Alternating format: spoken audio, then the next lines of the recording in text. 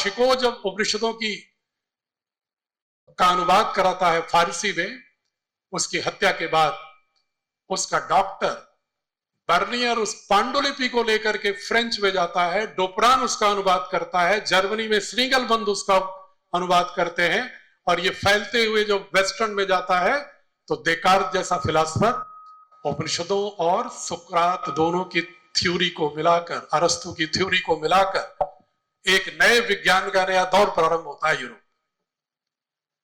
लेकिन हम अपनी उपनिषदों की परंपरा को, हम अपने बुद्ध की ज्ञान परंपरा को, बुद्ध कहते थे आत्मदीपो भव, उन्होंने कभी नहीं कहा कि जो मैं कह रहा हूं मान लो।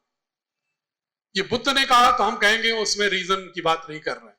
सुकरात ने कह दिया तर्क की बात, तो हम उसी का गुणगान करते रहते हैं। अरे करिए गुणगान सुकरात का, लेकिन ये भी गौरव महसूस करिए कि सुकरात से 250 साल पहले महात्मा बुद्ध ने तर्क प्रमाण की बात, लॉजिकल बात की थी। सर्व दुखम दुख कारणम निवारणम, निवारणम के अष्टांग योग। और भारत के सारे दार्शनिक आत्मा को अगर देखिएगा, सारी विचारधाराओं की, तो सब में एकत्व है। अलग अलग तरीके हैं व्यक्त करने के। मैं इसको कहता हूं, ये भारत की विचारधारा में विविधता और विभेद नहीं था, बल्कि वैचारिक स्वतंत्रता और वैचारिक लोकतंत्र था। वैचारिक स्वतंत्रता थी, लेकिन कोई पारस्परिक विरोध नहीं था, रिवोल्ट नहीं था कि जैसा कि ब्रिटिशर्स को, अरे यूरोपियंस को जब प्रोटेस्टेंट 12 भागों में बटा क्रिश्चियनिटी के, तो एक सिद्धांत आ गया कि जो जिस राज्य का, स्टेट का राजा होता था, वो दूसरे धर्म के मानने वालों को हत्या करता था, बाहर करता था। एक्सक्लूजन और एक्सक्यूशन नारा था। फिर 1556 में आज ही जाकर के सारे यूरोप के देशों ने ऑक्सस में संधि किया, जिसको उन्होंने कहा कि जो राजा वैसी प्रजा का धर्म, क्यूरियस किंग रिलीजो एरियस, जो राजा का धर्म हो वही प्रजा का धर्म होगा। वो हमको आज सेकुलरिज्म का पाठ पढ़ाते हैं, जिन्होंने सैद्धांतिक रूप से संधि की 1556 में कि जो स्टेट होगा उसी का रिलीजन वो होगा। अगर इंग्लैंड में एंग्लिकन होगा, फ्रांस में कैथोलिक होगा, डेनमार्क में अगर लूथरन होगा, स्कैंडेवियन में कैल्विनिस्ट होगा, तो कहीं मेथोडिस्ट होगा, कहीं बैप्टिस्ट होगा, और आपस में खूनी खराबे होते रहे और समझौता कर लिया कि जो राष्ट्र का राजा वही उसकी धर्म। भारत में तो नहीं था, भारत में तो नहीं किसी ने हत्या किया, भारत में तो नहीं किसी की बुद्ध की हत्या की, भारत में तो नहीं किसी ने किसी विरोध दूसरी विचारधारा के लोगों की हत्या कर दी। वहां तो सुकरात को विष पिला दिया गया, कोपरनिकस की हिम्मत नहीं पड़ी रिसर्च लाने की, गैलीलियो को आजीवन कारावास हुआ, ब्रूनो को एथेंस के चौराहे पर बांध करके जला दिया गया, सिर्फ इस बात के लिए कि सूर्य केंद्र में नहीं है बल्कि पृथ्वी केंद्र में है, सूर्य चारों ओर घूमता है। उसने हिम्मत कर दिया कि नहीं, सूरज नहीं चलता, पृथ्वी चारों ओर चलती है। उन्होंने कहा खबरदार, how can you speak against Christianity, New Testament, how you dare. उसको खंबे से भरे चौराहे पर बांध करके आग लगा दी गई थी। इतिहास कह रहा है। महिला अधिकार की बात करते हैं, फ्रेंच रेवोल्यूशन में ओलंपी द गौजे नाम की महिला जब कहती है कि यहां पर विमेन डिक्लेरेशन ऑफ राइट कहां है, यहां तो मेंस राइट सिर्फ है, महिलाओं की बात ही नहीं हो रही है। 1791 में जब उसने एक पुस्तक लिख दी तो 1792 में ओलंपी द गौजे की हत्या कर दी जाती है। हमारे यहां तो ऐसा नहीं था। हमारे यहां विकृतियां जरूर आ गई। मैं कंक्लूडिंग आ रहा हूं कि हमारे यहां विकृतियां आ गई, जिसका लाभ उठाया अंग्रेजों ने भी और वेस्टर्न थिंकर्स ने। क्योंकि जो सनातन सत्य रित धर्म की बात करता था, जो उपनिषद ये कहता था ईशा वास्यविदम सर्वम यत् किंच जगत्याम जगत तेन तक तेन गुंजिता मा हृदय कस्व सिद्धनम, जो ईशोपनिषद कहता था यस्तु धर्म सर्वाणि भूतानि आत्मनि अनुपश्यति सर्वभूतेश्चात्मानं ततो न विजुगुप्सते ततो को मोह को शोक एकत्वम अनुपश्यतः, जो कहता है मनुष्यों में ही नहीं प्रकृति के सभी प्राणियों में एकत्व का अनुभव करो, मात्र मनुष्य तक नहीं। जो कहता है संगक्षुद्धम संवदद्धम संभो मनांसि जानताम देवा भागम यथा पूर्वे समझाना ना उपासते। एक साथ चलो, कलेक्टिव विजडम। ऋग्वेद के 10वें मंडल, उसकी कहीं चर्चा नहीं होती। समानो मंत्र समिति समानी मन समानो सहचित्ते साम, इसकी कहीं चर्चा नहीं है। सकल विश्व एक निगड़म यजुर्वेद कहता है, उसकी कहीं चर्चा नहीं। हम तो कबीले थे और मान लेते हैं, इतिहासकार लिख देते हैं कि वैदिक लाइफ कबीला लाइफ थी। कबीले इतने बढ़िया बढ़िया वेद लिख देंगे, कबीले में रहने वाले लोग इतने बड़े बड़े ग्रंथ लिख देंगे, इतने धर्मसूत्र लिख देंगे, स्मृति ग्रंथ लिख देंगे, विश्वसनीय है क्या? और उनको सिविलाइज कर रहे थे आकर के मैकाले की शिक्षा पद्धति से हमको लोग। ये हमने मान लिया। और जितनी फॉल्ट लाइन थी, एक अंतिम फॉल्ट लाइन रेस की है, उसकी चर्चा करके फिर मैं माननीय आयुक्त महोदय से संबोधन कराऊंगा, फिर आपके प्रश्न उत्तर में कुछ बाकी बातें होंगी। एक फॉल्ट लाइन और उन्होंने बहुत खूबसूरती से क्रिएट कर दिया, रेशियल प्रजाति का। उन्होंने कहा भाषा में तो बांट दिया, क्षेत्र में बांट दिया, हमने बांट दिया विचारधाराओं में भी, अब नस्ल में भी बांटना जरूरी। ये बताना जरूरी है कि भारत के सारे लोग विभिन्न नस्ल के, एक नस्ल है ही नहीं, क्योंकि उनके यहां रेसिज्म था, थोपना चाहे उनके हित में था। उन्होंने एक शोध किया, अगर शोध में कहा कि there are 7 classified races in India. पहला उन्होंने कहा तुर्को ईरानियन, दूसरा उन्होंने कहा ईरानियन आर्यन, तीसरा उन्होंने कहा इंडो आर्यन, फिर कहा द्रविडियन आर्यन, फिर उन्होंने कहा द्रविडियन एस्ट्रोलाइट्स, फिर कहा द्रविडियन मंगोलाइट्स, फिर कहा मंगोलाइट्स, फिर कहा निग्रोइट्स। इसका आधार क्या दिया? कैसी नाक है, कैसी आंख है, कैसा माथा है, कैसी हाइट है, कैसा कंधा है, कैसा रंग है। ठीक, ये कोई जीनोम सीक्वेंसिंग थी, लेकिन रिसर्च के नाम पर धोखा दे करके उन्होंने हमको कह दिया आप अलग अलग है। यहां जितने लोग बैठे हो ना, या अपने परिवार में ही देख लेना, अगर रिसले साहब का वो क्लासिफिकेशन देखोगे तो घर में ही सब अलग अलग नस्ल के मिलेंगे, सब अलग अलग नस्ल के मिलेंगे। अगल बगल जितने बैठे हैं सब एक नस्ल के लगेंगे, नहीं तो आप कंफ्यूज हो जाओगे कि हम भारत के हैं भी कि नहीं, कहाँ के हैं, हम एलियन हैं या कहीं और के। तो ये उसने फॉल्ट लाइन क्रिएट कर दी, और अभी भी हम हायर एजुकेशन तक इसको पढ़ते हैं, अभी पुस्तकों में है ये। जबकि सेंट्रल सेलुलर मॉलिक्यूलर बायोलॉजी का जो हैदराबाद का सेंटर है, उसमें रिसर्च करके स्वामी थंगरंजन और डॉक्टर लालजी सिंह जी, जो पूर्व निदेशक थे वहां के, इसी उत्तर प्रदेश के जौनपुर के रहने वाले थे, उन्होंने 5 लाख जीन्स कलेक्ट करके अक्रॉस इंडिया और उसकी जीनोम सीक्वेंसिंग की, mitochondrion, XY chromosome, genetic analysis करके उन्होंने कहा कि भारत में तमिलनाडु केरला से लेके कश्मीर तक, आसाम से लेके गुजरात तक, पंजाब से लेके उड़ीसा तक 95% लोगों का साइंटिफिकली एक जीन पाया जाता है, लेकिन हम बटे हुए हैं। उन्होंने बांट दिया, इसी को हम पढ़ते चले। तो कहीं रेस में बांट दिया, कहीं भाषा में बांट दिया, कहीं क्षेत्र में बांट दिया, कहीं वैचारिक धरातल पर दर्शन में बांट दिया, आइडियोलॉजी में बांट दिया, और जो बचा खुचा था वो हिंदू मुसलमान में बांट दिया। और ऐसा बांट दिया कि 1947 में हम बिल्कुल ही बट गए, सावधानी नहीं हो पाए, क्योंकि 1835 से लेकर के 1947 तक तो बीत गया 112 वर्ष, और 112 वर्षों में हमने जो पढ़ा उसको इसी रूप में पढ़ा। और संस्कृत, जिसको बिल डुरांट कहता है, अमेरिकन फिलोसोफर, कि संस्कृत सभी भाषाओं की जननी है। भारत की संस्कृति सभी विश्व की संस्कृतियों की मां है।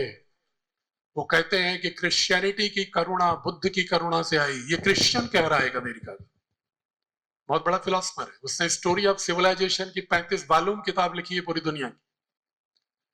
वो कहता है कि लोकतंत्र भी भारत से ही, सभा समितियों वैदिक काल के, और तिरुमिरर चोल साम्राज्य के पंचायती व्यवस्था महाजनपदों के गणराज्य से चल करके यूरोप में अवधारणा आई थी ओलिगार्की की और स्टेट की, वो मान रहे हैं।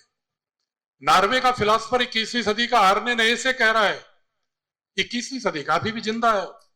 वो कहता है क्लाइमेट चेंज, इकोनॉमिक इनइक्वालिटी, इन सब चीजों, युद्ध, आतंक, अगर इससे बचना है, पृथ्वी को बचाना है, पूरे समूचे मानवता को ही नहीं पूरे पृथ्वी को बचाना है, तो कहता है भारत की संस्कृति की ओर देखो। आप गूगल करके देख लेना, यूकोसोफी नाम की नई फिलॉसफी बहुत तेजी से इमर्ज हो रही है यूरोप में। वो कहता है कि भारत की फिलॉसफी की ओर देखो, और हम कहां देख रहे हैं? उनकी फिलॉसफी, उनकी, जिनसे वो ऊब करके भाग रहे हैं, जिनसे कि वो पागल हो रहे हैं।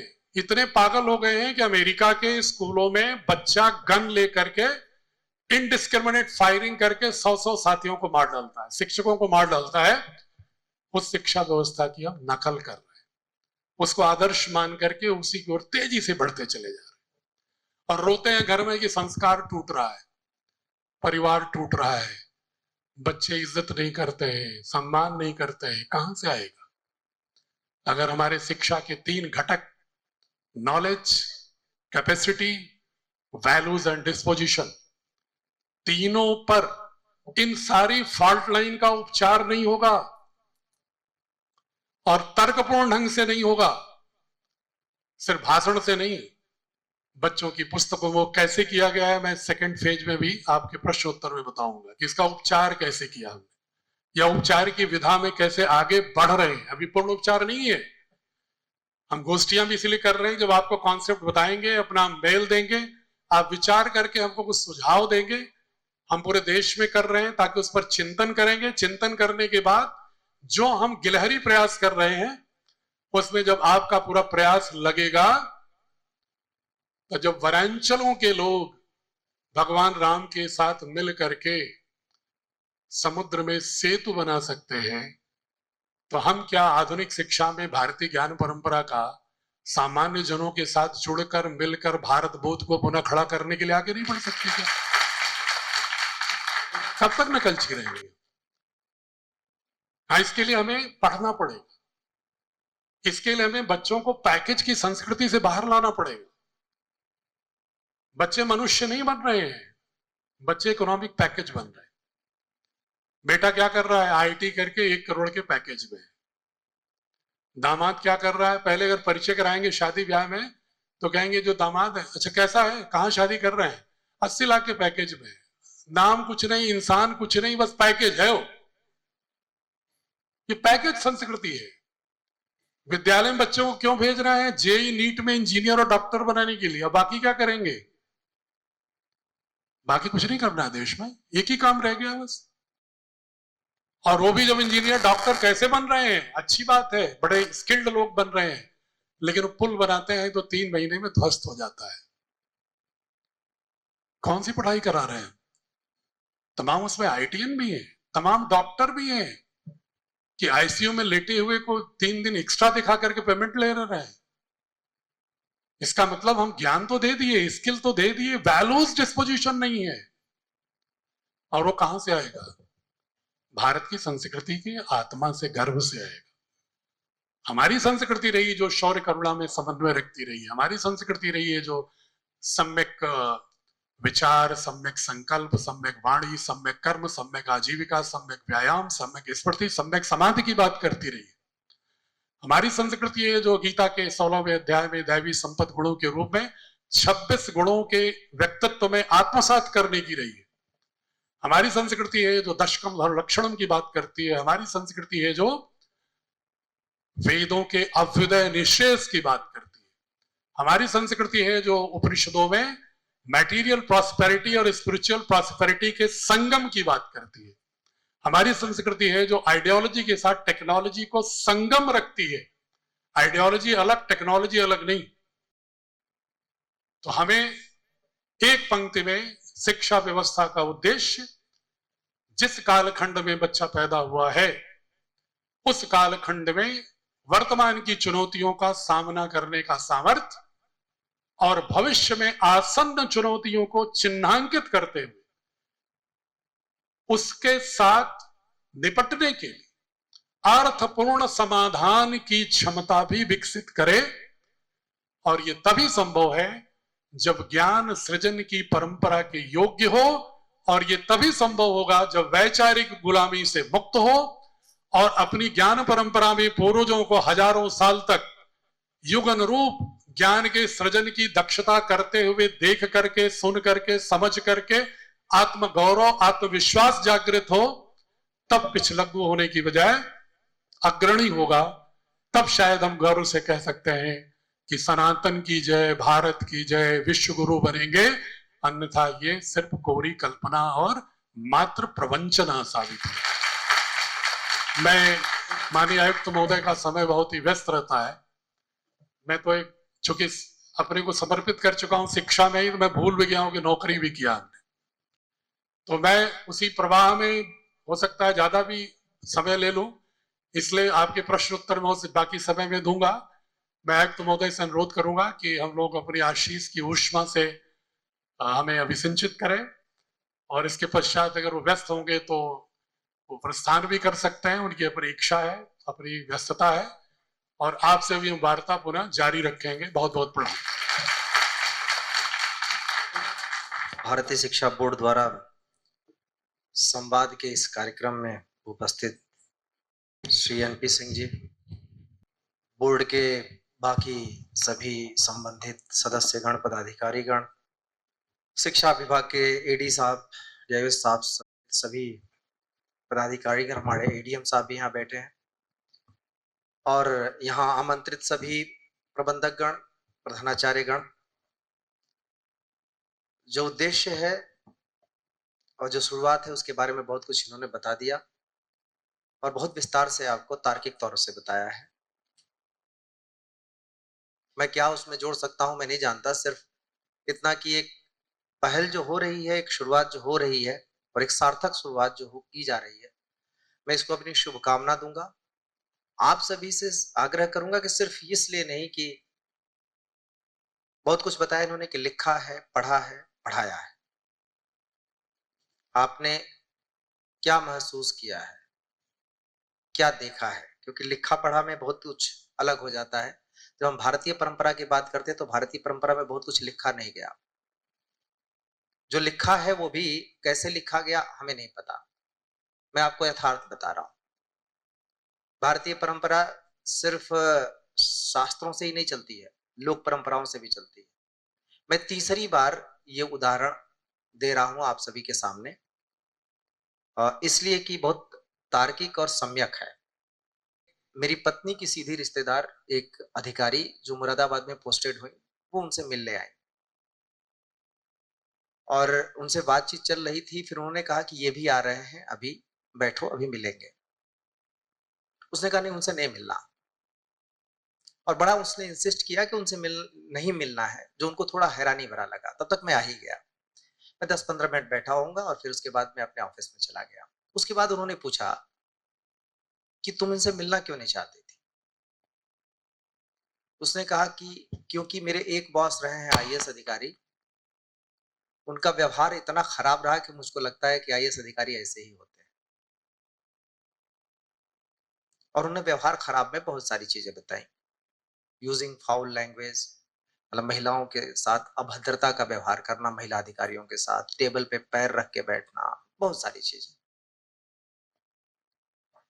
ये उसके एक अधिकारी, आईएएस अधिकारी के साथ उसका एक साबका था, जिसने सारे आईएएस अधिकारियों के संबंध में उसके दिमाग में धारणा बना दी। और जब मैंने ये सुना तो मैं सोच रहा था, और बहुत पहले से इस बात को मैं उद्धृत भी करता रहा हूं। यूपीएससी ने कहा क्या सिखाया था, या यूपीएससी के एग्जामिनेशन में क्या ऐसा आया था कि पैर रख के बैठना या महिलाओं के साथ दुर्व्यवहार करना? उसमें तो बड़ी अच्छी अच्छी बातें हम लोग लिख के आते हैं। जाहिर सी बात है परीक्षा ने तो ऐसा तय नहीं किया। लाल बहादुर शास्त्री एकेडमी में यह कभी नहीं सिखाया गया, बल्कि मुझको याद है हम लोगों को पानी के गिलास, शराब के गिलास, इन सब में क्या अंतर होता है, किसको कैसे पकड़ते हैं, ये एटिकेट सिखाया गया। यहां तक कि एटिकेट सिखाया गया। फिर किसी एक खास अधिकारी में वो कहां से आया? उसके परिवार से, उसके परिवेश से, और उसके टीचर से। परिवेश समाज है। अब जो वो कह रहे हैं उससे अपने आप को जोड़िए। किस परंपरा को क्या हम चाहते हैं? आपने अपने बच्चे को एक आईएएस अधिकारी बना दिया, एक इंजीनियर बना दिया, एक डॉक्टर बना दिया, एक वैज्ञानिक बना दिया। वो इंसान क्या बनाया आपने? अच्छा ठीक है, उस एक अधिकारी, मैं इतना बुरा होगा ये अभी भी मैं प्रमाणित नहीं कर रहा हूं, सिर्फ एक उदाहरण के आधार पर बता रहा हूं, एक महिला के उदाहरण के आधार पर। तो वो अपने परिवार के साथ कैसे व्यवहार करता होगा, वो अपने समाज के साथ कैसा व्यवहार करता होगा। खैर छोड़िए, आप लोगों के अनुभव मुझसे ज्यादा इस मामले में है कि अधिकारी कैसे व्यवहार करते हैं, और इस बात का प्रमाण है कि कोई भी सरकारी ऑफिस में जाना नहीं चाहता, खासतौर से किसी बड़े अधिकारी के पास तो बिल्कुल नहीं जाना चाहता, क्योंकि कब किसी अधिकारी का मूड घूम जाएगा और वो उससे किस तरीके से व्यवहार करेगा ये किसी को नहीं पता। ये किसने सिखाया? किताबों ने, किसी खास व्यवस्था ने, या किसी स्कूल ने? क्या है कि पढ़ाने को अच्छी बात है, अब जाहिर सी बात है मैं मोबाइल फोन पे लगातार सर्फिंग कर रहा हूं, उसकी स्क्रॉलिंग कर रहा हूं, अपने बच्चे से कह रहा हूं मोबाइल यूज करना बहुत खराब बात है। मैंने उसको क्या सिखाया? मोबाइल फोन ज्यादा नहीं देखना चाहिए, आंख खराब हो जाएगी। अच्छी तो बात सिखाई। उसने क्या सीखा? उसने ये सीखा कि पापा कर रहे हो तो हमारे करने में बुराई थोड़े ना है। जिस ज्ञान परंपरा की आप बात कर रहे हैं उसमें बहुत पहले से ना लेखे को बहुत ज्यादा इंपॉर्टेंस दिया नहीं गया। शिक्षा क्या है? सीखना। सीखना क्या है? सीखना हर एक क्षेत्र में सीखना है। तो पहले गुरु शिष्य की परंपरा चलती थी, श्रुति स्मृति से ज्ञान को आगे ट्रांसफर करते थे। लिखने में बहुत ज्यादा विश्वास किया नहीं, क्योंकि लिखने की बात तो यह है कि लिखना एक व्यवहार को थोड़ा सा दूर करता है। जब आपको दूसरा माध्यम मिल जाता है, जैसे किताबें खत्म हो रही हैं, खत्म हो गई, कोर्स की किताबें सिर्फ पढ़ रहे बच्चे। अब क्या है, मोबाइल फोन आ गया है। पहले डिक्शनरी बच्चे रखते थे, अब डिक्शनरी खत्म हो गई। माध्यम जो है ना जितना एडवांस आता जाएगा, जो मूल जो चीज है वो नष्ट होती जाएगी, खत्म होती जाएगी, एक आपस का संवाद खत्म होता जाएगा। मैं ऐसी बात बिल्कुल नहीं आपसे कहूंगा जो व्यवहार परंपरा से आप नाप नहीं सकते, आपको पढ़ने की आवश्यकता पड़े। श्री एनपी सिंह जी बहुत पढ़े लिखे हैं, यानी अध्ययन आज भी करते हैं। मेरा अध्ययन छूटा हुआ है और वो जानते हैं कि अधिकारी अध्ययन नहीं करते, अधिकारी खाली हॉपिंग करते हैं, मतलब करवाते हैं काम। वो कैसे करवाते हैं वो अलग अलग सबके अपने अपने तरीके हैं। और अगर मुझे कुछ जानना भी है तो मैं एडीएम साहब से कहूंगा पढ़ के आना, मुझको बताना, मैं नहीं पढ़ूंगा। तो अधिकारी पढ़ता नहीं है, पढ़ने की परंपरा बहुत ज्यादा होती नहीं, समय कहते हैं समय भी नहीं मिलता, वो अलग इशू है, पर मैं भी उसी में हूं, समय नहीं मिलता। तो जाहिर सी बात है इनको समय मिलता है, अध्ययन भी करते हैं। तो अध्ययन वाली बातें इन्होंने बता दी, मैं सिर्फ व्यवहारिक और ऑब्जर्वेशन वाली बातें बताऊंगा। मतलब सिर्फ चर्चा उसकी करना चाहता हूं, मैं बहुत ज्ञान भी नहीं देना चाहता। मैं ज्यादा पढ़ा लिखा नहीं, आप लोग पढ़ते हैं, मैं आपको क्या बताऊंगा। दूसरी बात, आप में से अधिकतर खुद शिक्षा से जुड़े हुए हैं, तो मैं शिक्षा से जुड़े लोगों को क्या सिखाऊंगा।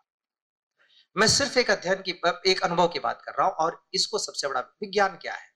विज्ञान वो है जो तर्क पे आप ढाल सकें, उसको देख सकें, उसको होते हुए अपने आंख के सामने। वरना अगर विज्ञान ये होता जो न्यूटन ने कहा, तो न्यूटन को आइंस्टीन ने काटा, आइंस्टीन को किसी और ने काटा, किसी और ने काटा, आज भी कटता ही जा रहा है, आगे आगे हम बढ़ते ही जा रहे हैं। कहते ये वाला मतलब बेस बना हुआ है, ये नहीं कहूंगा कि न्यूटन ने सारा गलत कहा या न्यूटन को पूरा काट दिया गया या आइंस्टीन को पूरा काट दिया गया, पर नई नई धाराएं निकली कि ये वाला थोड़ा सा आपका गलत था, इसके आगे ही है।